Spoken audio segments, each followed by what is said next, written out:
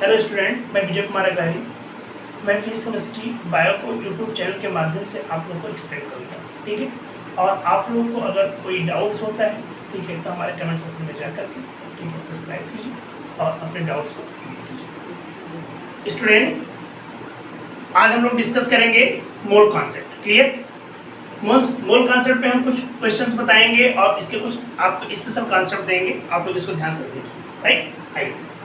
तुम्हारे पास क्या है? Mole concept. मोल कॉन्सेप्ट है क्या?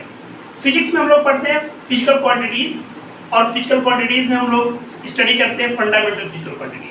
फंडामेंटल फिजिकल क्वांटिटी क्या होती है?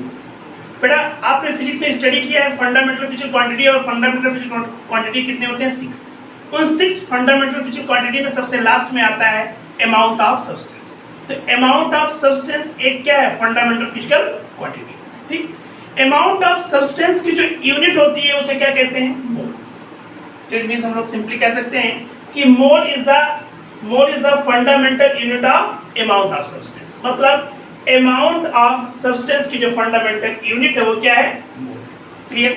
सिंपली आपको याद रखना है। तो क्या हुआ? किसी सब्सटेंस के अमाउंट की फंडामेंटल जो यूनिट है वो क्या है? मोल। क्लियर? आइए अब इसके बाद हम लोग डिस्कस करेंगे, ठीक है, amount of substance. Amount of substance मतलब किसी सब्सटेंस का जो अमाउंट है वो किस टर्म में हो सकता है? मास के टर्म में हो सकता है, नंबर ऑफ पार्टिकल के टर्म में हो सकता है, या वॉल्यूम के टर्म में हो सकता है। मतलब अगर किसी सब्सटेंस का अमाउंट मास के टर्म में है, या नंबर ऑफ पार्टिकल के टर्म में है, या वॉल्यूम के टर्म में है, तो हम उस सब्सटेंस के अमाउंट का क्या निकाल सकते हैं? मोल फाइंड आउट कर सकते हैं। क्लियर? आइए अब इस मोल को फाइंड आउट करने से पहले हम कुछ बेसिक चीजें स्टडी कर लेते हैं, राइट। आइए हम लोग सबसे पहले पढ़ेंगे atomic mass unit means AMU, right. Atomic mass unit means AMU की जो वैल्यू होती है वो 1.67 × 10⁻²4। ये आपको याद रखना है। इट मींस क्या हुआ कि atomic mass unit means 1 AMU हो जाएगा 1.67 × 10⁻²4। आइए अब हम लोग चलेंगे कुछ और बेसिक चीज देखेंगे। देखिए हमारे पास ये मास of proton, mass of neutron and mass of electron. देखिए मास ऑफ प्रोटॉन की जो वैल्यू होती है 1.67 × 10⁻²4, और जो हमारे पास मास ऑफ न्यूट्रॉन है ये मास ऑफ प्रोटॉन के नियरली इक्वल होगी। तो मास ऑफ प्रोटॉन और मास ऑफ न्यूट्रॉन नियरली इक्वल होंगे, इट मींस इसकी वैल्यू भी क्या हो जाएगी? 1.67 × 10⁻²4। क्लियर? जो हमारे पास मास ऑफ इलेक्ट्रॉन है ये मास ऑफ इलेक्ट्रॉन नेग्लिजिबल होगा in comparison to mass of proton and mass of neutron. Clear? तो mass of electron is negligible in comparison to mass of proton and mass of electron. Clear? आइए अब हमारे पास एक नया point मिल रहा है, atomic mass. What is the means of atomic mass? अगर आपसे पूछा जाए कि एटॉमिक मास क्या है, ठीक है, तो atomic mass is equal to mass of one atom. मतलब किसी एलिमेंट का एटॉमिक मास आपसे पूछा जाएगा तो आप बताएंगे कि उस एलिमेंट के एक एटम के मास को हम लोग क्या नाम दे देंगे? Atomic mass. तो क्या हुआ कि atomic mass is equal to mass of one atom. Like this, एक मैं एग्जांपल ले रहा हूं, atomic mass of carbon. Atomic mass of carbon means mass of one carbon atom. मतलब क्या हुआ कि अगर कार्बन का एटॉमिक मास पूछा जा रहा है तो कार्बन के एक एटम का मास निकालना होगा। अब कार्बन के एक एटम का मास कैसे आएगा? कार्बन में 6 proton, 6 electron and 6 neutron. Clear? तो हमारे पास कार्बन में 6 प्रोटॉन होते हैं, 6 इलेक्ट्रॉन होते हैं और 6 न्यूट्रॉन होते हैं। इट मींस प्रोटॉन, इलेक्ट्रॉन और न्यूट्रॉन के मास को ऐड कर ले तो क्या हो जाएगा? कार्बन के एक एटम का मास आ जाएगा। क्लियर? आइए तो हमारे पास क्या लिखा मैंने? 6 proton, 6 mass of proton plus 6 mass of neutron plus 6 mass of electron. Clear? तो हमारे पास क्या होगा? 6 मास of proton, 6 mass of neutron plus 6 mass of electron.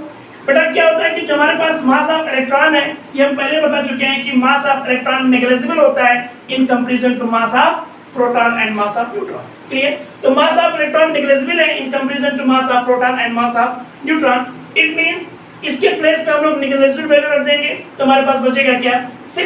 6 mass of proton and 6 mass of neutron. Mass of proton और मास of neutron आपस में क्या equal है? It means हम लोग इसको क्या अज्यूम कर सकते हैं? 12 मास ऑफ प्रोटॉन।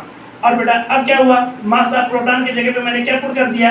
1.67 × 10⁻²4। इट मींस क्या हुआ कि 12 × 1.67 × 10⁻²4। क्लियर? तो हमारे पास क्या हुआ कि atomic mass of carbon means carbon के एक एटम का मास कितना आ गया? 12 × 1.67 × 10⁻²4। क्लियर? बेटा 1.67 × 10⁻⁴ को हम लोग क्या नाम दे देते हैं, AMU। इट मींस क्या हो जाएगा कि atomic mass of carbon is equal to 12 AMU। Clear, ready. अब इसी तरीके से अगर आपसे कहा जाए कि एटॉमिक मास ऑफ ऑक्सीजन, तो एटॉमिक मास ऑफ ऑक्सीजन मतलब कैसे निकालोगे, ऑक्सीजन में 8 प्रोटॉन होंगे और 8 न्यूट्रॉन होंगे, मींस 8 प्रोटॉन का मास प्लस 8 न्यूट्रॉन का मास, मींस क्या हो जाएगा 16 मास ऑफ प्रोटॉन। इट मींस यहां लिखेंगे 16 N। क्लियर, तो इसी तरीके से आप किसी भी एलिमेंट का एटॉमिक मास फाइंड आउट कर सकते हैं। क्लियर, और एटॉमिक मास फाइंड आउट करने के लिए क्या करना पड़ेगा, मास of proton plus mass of neutron आपको फाइंड करना है। क्लियर, तो ये इस तरीके से हमारे पास क्या आ जाएगा, एटॉमिक मास। आइए अब इसके आगे हम लोग डिस्कस करेंगे बेटा, एटॉमिक मास मुझे मिल गया। अब एटॉमिक मास के बाद हम लोग डिस्कस करेंगे मॉलिक्यूलर मास। आइए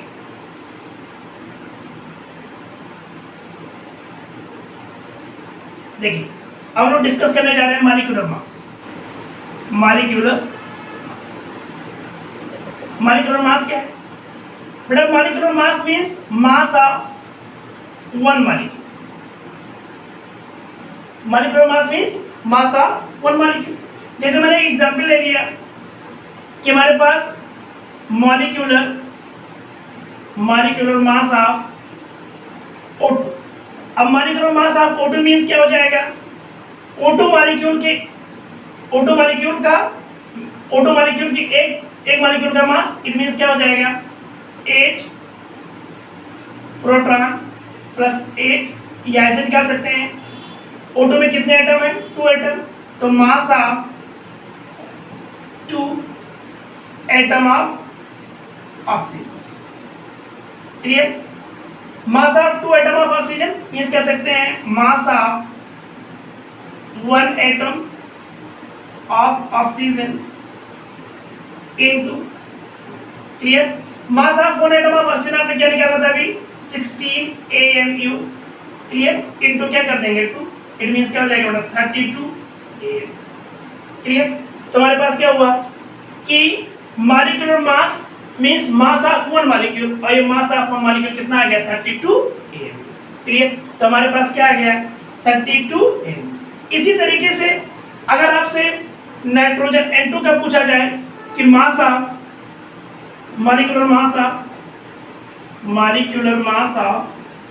N2, अगर मॉलिक्यूलर मास ऑफ N2 आपसे पूछा जाएगा तो आप क्या करोगे 2 into mass of 1 nitrogen atom. Clear, it means 2 into nitrogen के एक एटम का मास कितना हो जाएगा बेटा 14 AMU। इट मींस क्या हो जाएगा, इसको मल्टीप्लाई कर दीजिए 28 AMU। क्लियर, तो हमारे पास क्या हुआ कि नाइट्रोजन का मॉलिक्यूलर मास क्या आ गया 28 AMU। क्लियर, इस तरीके से हमने आपको अभी एक्सप्लेन किया atomic mass and molecular mass. Atomic mass means atom, एक एटम का मास, और मॉलिक्यूलर मास मींस एक मॉलिक्यूल का मास। ये आपका क्लियर हो गया, राइट। अब देखिए इसके आगे हम लोग बढ़ेंगे। अब हम लोग कॉन्सेप्ट आएंगे मोल पे। आइए अब देखिए बेटा, अब हम लोग चल रहे हैं मोल पे। मोल पे अगर हम लोग पहुंचना चाहते हैं तो देखिए कुछ बेसिक चीजें हमको याद रखना होगा। आइए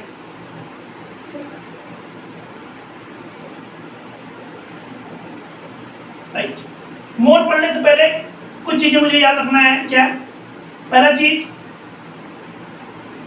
मोलर मास।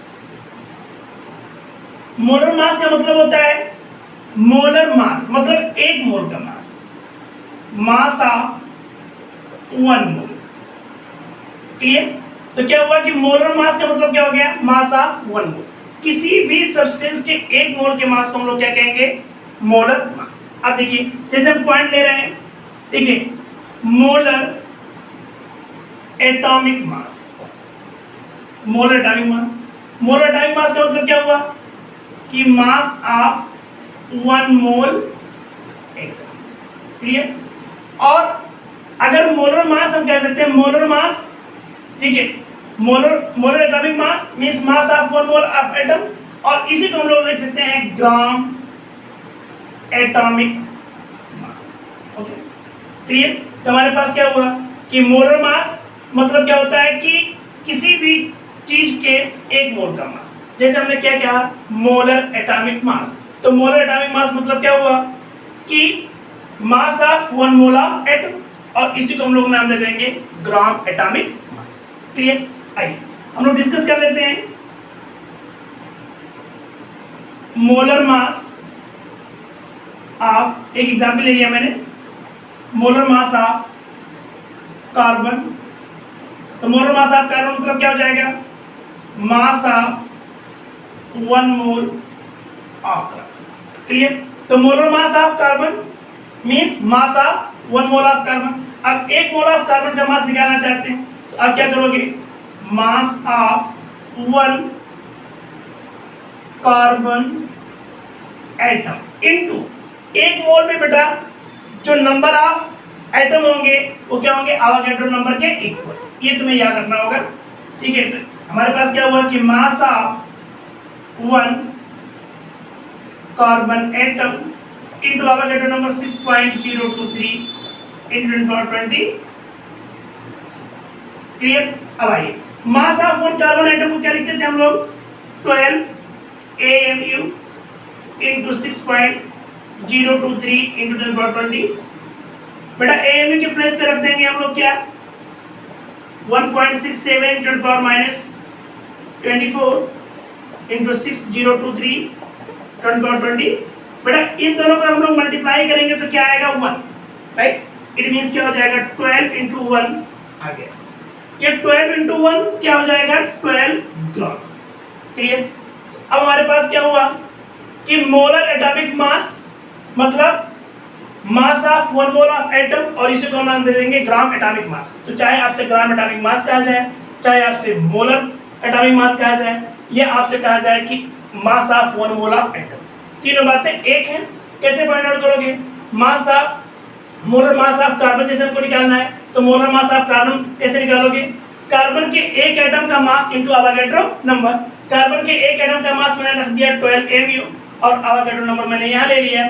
AMU के प्लेस पे मैंने ये पुट कर दिया, इन दोनों को मल्टीप्लाई करोगे क्या आ जाएगा, 1 into 12 तो क्या हो जाएगा 12, और यहाँ लिखा है आपने ग्राम एटॉमिक मास, यहाँ क्या लगा देंगे जी, इट इज द 12G। अब ये 12G क्या डिनोट कर रहा है, मोलर मास या ग्राम एटॉमिक मास, या आप कह सकते हैं कार्बन के एक एटम, कार्बन के 1 मोल का मास। राइट? तो जब G लग गया तो ये क्या बन गया, ग्राम एटॉमिक मास बन गया, या मोलर मास बन गया, मोलर एटॉमिक मास बन गया। क्लियर? तो यहाँ से हमारे पास क्या मिल गया कि मोलर एटॉमिक मास क्या है, या ग्राम एटॉमिक मास क्या है, या मास ऑफ 1 मोल एटम क्या है। ठीक? अब इसके आगे हम लोग डिस्कस करेंगे। ठीक है?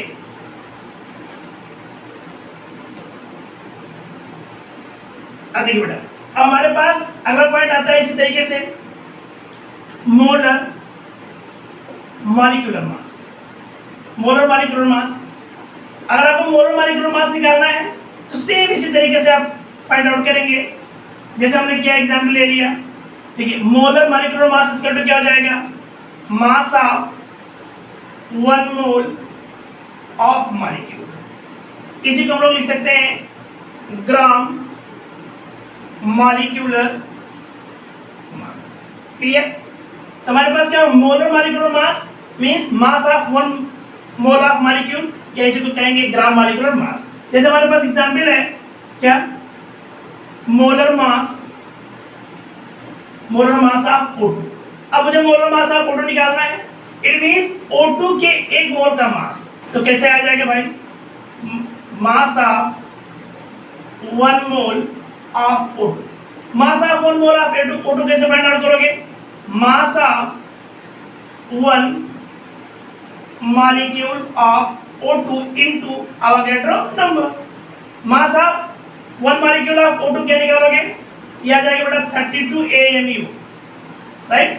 और एवोगैड्रो नंबर 6.023 into 1023। 32 AMU के प्लेस पे क्या रखेंगे, 1.67 10 power minus 24 into 6.023 into 1020। इन दोनों को मल्टीप्लाई किया, फिर आ गया क्या आंसर, 1 आ जाएगा। इट मींस 32 into 1 मींस 32 ग्राम। ये 32 ग्राम क्या डिनोट कर रहा है, मोलर मॉलिक्यूलर मास, किसका, ऑक्सीजन का। राइट? तो क्या हुआ कि मोलर मास ऑफ O2 क्या आ गया, 32 ग्राम। क्लियर? इस तरीके से हमने क्या निकाल लिया, ग्राम एटॉमिक मास और ग्राम मॉलिक्यूलर मास, या कह सकते हैं मोलर एटॉमिक मास या मोलर मॉलिक्यूलर मास। क्लियर? तो ये हमारे पास ये टॉपिक फिनिश हो गया। अब हम लोग चल रहे हैं, डायरेक्ट आ जाएंगे हम लोग मोल पे। आइए अब मोल पे हम लोग आ जाए फटाक से। देखिए बेटा, मोल पे आने से पहले बस एक पॉइंट हमें और लिखना है। देखिए क्या हुआ, ग्राम atomic mass means molar atomic मास। क्लियर? ये तुम्हें याद रखना है। जैसे एग्जाम्पल मैंने ले लिया, molar atomic mass of carbon equal to 12, right. दूसरा पॉइंट हमने कहा ग्राम मॉलिक्यूलर मास। अगर जब भी हम लोग ग्राम मॉलिक्यूलर मास की बात करेंगे तो क्या हो जाएगा, मोलर मॉलिक्यूलर मास। इसका एग्जाम्पल मैंने ले लिया, gram molecular mass is equal to mass of O2 is equal to 32। Clear? तो हमारे पास gram atomic mass means molar atomic mass, gram molecular mass means molar molecular mass. अब हमारे पास ये आ गया। अब देखिए एक पॉइंट इसमें और याद रखना है, ग्राम मोलर वॉल्यूम। मोलर वॉल्यूम देखिए बेटा, मोलर वॉल्यूम क्या है, मोलर वॉल्यूम इक्वल टू क्या हो जाएगा, volume of gas at NDP, और इसकी वैल्यू हो जाएगी 22.4 लीटर। क्लियर? कितने पॉइंट मिल गए, 3, 1 2 3। अब एक चीज मुझे और रखना है, ठीक है, number of particles in 1 mole is equal to Avogadro number में 6.023 × 10⁻20। अब कितने पॉइंट मिल गए, 4। तो हमारे पास ये 4 पॉइंट मिल गए, ठीक है, जो आपको याद रखना है। मतलब क्या हुआ है कि नंबर ऑफ पार्टिकल इन 1 मोल इसके इक्वल हो जाएगा अवोगाड्रो नंबर में 6.023 × 10⁻23 के। मोलर वॉल्यूम को क्या बोलेंगे, volume of gas at NDP, इसकी वैल्यू हो जाएगी 22.4 लीटर। ये स्टैंडर्ड है। अगर आपसे कहा जाए ग्राम मॉलिक्यूलर मास, तो उसका मॉलिक्यूलर मास इन ग्राम आ जाएगा। आपसे कहा जाए ग्राम एटॉमिक मास, तो उसका atomic mass in term of gram आ जाएगा, राइट। अब ये हमारे पास स्टैंडर्ड चीजें, 4 चीजें मुझे यहाँ से मिल गई। इन्हीं 4 चीजों से हम क्या निकालेंगे, मोल। अब आइए हम लोग मोल पे आ जाते हैं, मोल के फार्मूले। देखिए मोल पे आ गए हम लोग। देखिए बेटा, मोल हम लोग कैसे निकालेंगे, अगर हमको कोई चीज मास के टर्म में दिया जाएगा, अगर कोई चीज मास के टर्म में दिया जाएगा तो या तो वो एटम के फॉर्म में होगा और या तो वो मॉलिक्यूल के फॉर्म में होगा। किसी एटम का मास दे रखा हो या किसी मॉलिक्यूल का मास दे रखा हो, ठीक है, तो हम लोग क्या निकालेंगे, क्या लिखेंगे,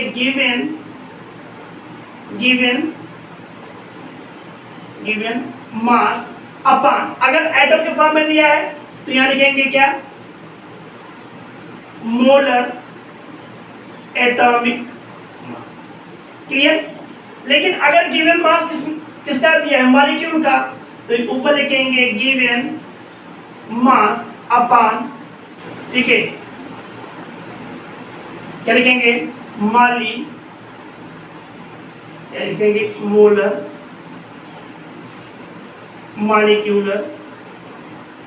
क्लियर? ये हमारे पास आ गया। अब हमारे पास क्या हुआ, अगर वॉल्यूम के टर्म में दिया है बेटा, अगर कोई चीज वॉल्यूम के टर्म में दिया तो क्या करोगे, volume of gas at NTP divided by क्या लोगे, स्टैंडर्ड वैल्यू क्या है, 22.4। और अगर बेटा कोई चीज नंबर के टर्म में दिया जाए, क्या कोई चीज नंबर के टर्म में दिया जाएगा तो क्या लिखोगे, number of particle divided by Avogadro. Clear? It means हमारे पास इस, हम लोग क्या करते हैं कि अगर हमें गिवन मास दिया जाएगा तो स्टैंडर्ड वैल्यू क्या हो सकती है, अगर किसी एटम का मास दिया गया तो स्टैंडर्ड वैल्यू मोलर एटॉमिक मास से डिवाइड करेंगे। अगर किसी मॉलिक्यूल का मास दिया गया तो स्टैंडर्ड वैल्यू, ठीक है, मोलर मॉलिक्यूलर मास से डिवाइड करेंगे। अगर किसी चीज का वॉल्यूम दिया गया एनटीपी पे तो स्टैंडर्ड वैल्यू 22.4 से डिवाइड करेंगे।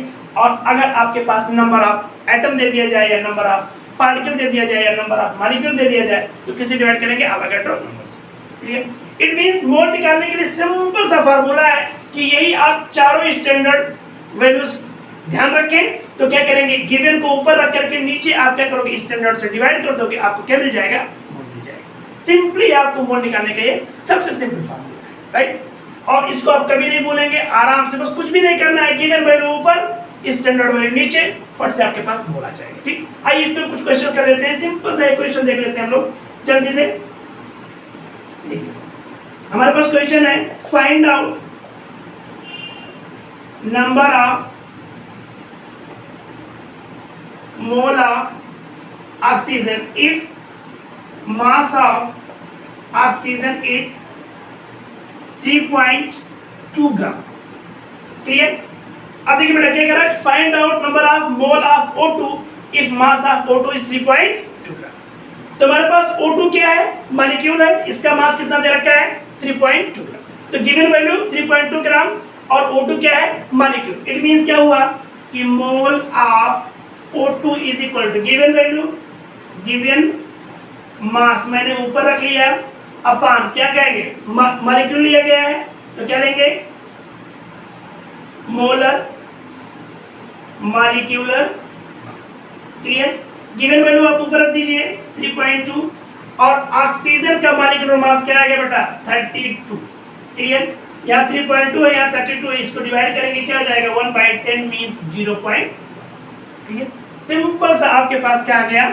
मोल आ गया, राइट? इस तरीके से आप सिंपली मोल कैलकुलेट करते चले जाएंगे। क्लियर? आइए कुछ क्वेश्चंस और कर लेते हैं इस पे फटाफट। देखिए भाई इस फार्मूले को भी हम यही रोक दे रहे हैं, अब हम सिर्फ क्वेश्चन कर लेते हैं फटाफट। आइए देखिए एक क्वेश्चन हमारा और करते हैं जल्दी से। Find out number of mole of H2SO4 if mass of H2SO4 is 49 gram. Clear? अब आइए जल्दी से साफ कर लीजिए। गिवन मास क्या है भाई? गिवन मास ऑफ H2SO4 क्या दे रखा है? 49 ग्राम। क्लियर? इसका क्या आएगा? मोलर मास क्या आएगा? मोलर मास ऑफ H2SO4 क्या आएगा भाई? 98 आ जाएगा। क्लियर? अब आइए तो निकाल दीजिए mole of H2SO4 is equal to given value, given mass ऊपर रख दिया, standard value means molar mass of H2SO4 मैंने नीचे कर लिया, 49 डिवाइडेड बाई 98 क्या आ गया भाई? 1/2 मींस 0.5। क्लियर? इस तरीके से हमारे पास आ गया। आइए एक क्वेश्चन और करते हैं हम लोग सिंपली, है find out mole of ammonia if volume of NH3 at NTP is 11.2 litre. Clear? Simple सा। अब देखिए अब यहाँ पे हमें वॉल्यूम दे रखा है, हम लोग किस फार्मूले को यूज करेंगे? इस वाले को यूज करेंगे। तो आइए वॉल्यूम ऑफ या mole of NH3, mole of NH3 क्या करेंगे? गिवन वॉल्यूम ऊपर रखिए, तो volume of NH3 at NTP कितना दे रखा है? 11.2, नीचे क्या रखेंगे? 22.4। आइए बेटा 11.2 अपान 22.4 मींस क्या हो जाएगा? इसको डिवाइड कर दीजिए, 1/2 मींस 0.5। क्लियर? इट मींस क्या हुआ कि अगर हम लोग NTP पे अमोनिया का 11.2 लीटर ले लें तो इसके कितने मोल हो जाएंगे? 0.5। क्लियर? इस तरीके से आप लोग मोल फाइंड आउट कर सकते हैं। अब देखिए थोड़ा सा ट्विस्टेड क्वेश्चन बनाया जाता है मोल पे। ठीक है बस वो हम देख लेते हैं, बहुत सिंपल सा क्वेश्चन बनेगा। आइए चलिए क्वेश्चन है हमारे पास, find out mole of H2SO4 and mole of hydrogen, sulfur and oxygen if mass of H2SO4 is 9.8 gram. Clear? हमारे पास H2SO4 का 9.8 ग्राम लिया गया है और इसमें H2SO4 का मोल पूछा जा रहा है और मोल of hydrogen, sulphur and oxygen पूछा जा रहा है। ठीक, आइए तो सिंपल सा क्वेश्चन है, आराम से आप इजीली सॉल्व कर लेंगे। सबसे पहले हम लोग निकालेंगे मोल ऑफ H2SO4।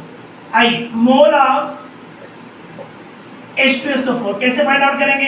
गिवन मास क्या दे रखा है, तो mass of given mass of H2SO4 divided by molar mass of H2SO4। Clear? Given mass बड़ा क्या दे रखा है 9.8 और मोलर मास क्या आएगा 98। इसको डिवाइड कर दीजिए 1/10 मींस 0.1, ये आ गया 0.1। मतलब H2SO4 का कितना मोल आ गया 0.1। अब आइए, अब मुझे क्या पूछा जा रहा है मुझसे, हाइड्रोजन, सल्फर और ऑक्सीजन के मोल। सिंपल सा, H2SO4 मैंने लिखा। इस H2SO4 में हम लोग ध्यान से देखें तो हमारे पास हाइड्रोजन कितने हैं 2, सल्फर बेटा कितना है 1 और ऑक्सीजन कितना है बेटा 4, राइट।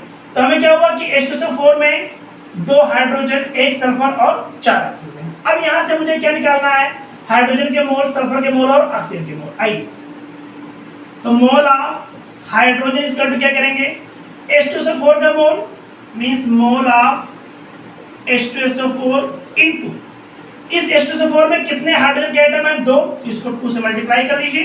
इट मींस क्या हुआ, मोल ऑफ H2SO4 क्या है 0.1 इनटू 2, 0.2 आ गया। Like this.